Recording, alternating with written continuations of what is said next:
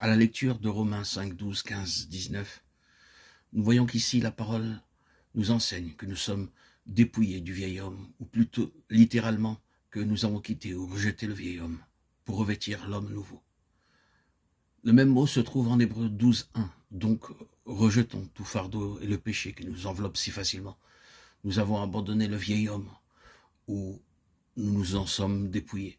Si souvent nous employons ces mots dans une relation simplement personnelle, nous parlons de notre vieil homme. Par cela, nous désignons cette nature pécheresse qui est la nôtre et qui se révolte sous l'effet de la provocation. Cet aspect, bien sûr, est inclus dans la répudiation faite par l'acte de foi initial, mais ce n'est pas tout ce qui est sous-entendu par les déclarations qui sont devant nous. Cela est inclus, mais ce que nous avons ici est une chose de très grande importance. Je vous invite à lire Éphésiens 4, 13, 20, 24, Colossiens 3, 9, 11. La signification du terme « vieil homme » nous est donnée dans Romains 5. Le vieil homme est un ordre racial représenté par sa tête raciale, Adam. C'est un ordre, cet Adam corporatif et collectif étant séparé de Dieu. L'ayant quitté est un genre d'ordre qui ne peut plus être accepté par Dieu. Il est passé à côté de la pensée de Dieu et de son approbation, et il se tient dans une position contraire à sa pensée. C'est l'ordre dans lequel nous sommes nés et auquel appartient tout ce que nous sommes par nature. Et il en est parlé comme d'une entité corporative et collective. Il est important de se rappeler que non seulement le corps de Christ est un, mais que le corps d'Adam est un, c'est-à-dire que tous en Adam sont également un être corporatif. C'est un homme, un genre d'homme, un type d'homme exprimé dans le monde entier. Et il nous est dit que nous nous sommes dépouillés de cet homme, du vieil homme. Nous l'avons rejeté, quitté.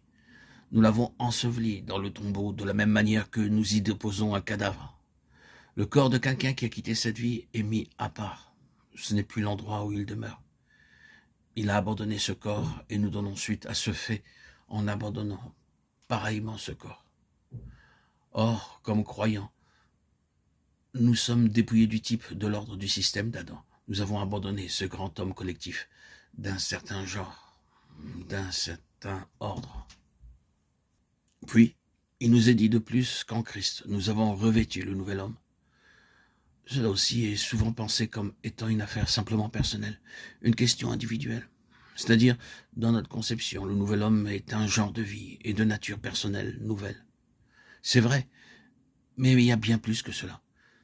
Dans la lettre aux Éphésiens, l'apôtre parle du nouvel homme qui est l'Église, le Christ, comme c'est littéralement exprimé dans 1 Corinthiens 12, 12. Christ est un avec tous ses membres, en tant que tête jointe au corps, tous les membres formant un seul corps, un nouvel homme.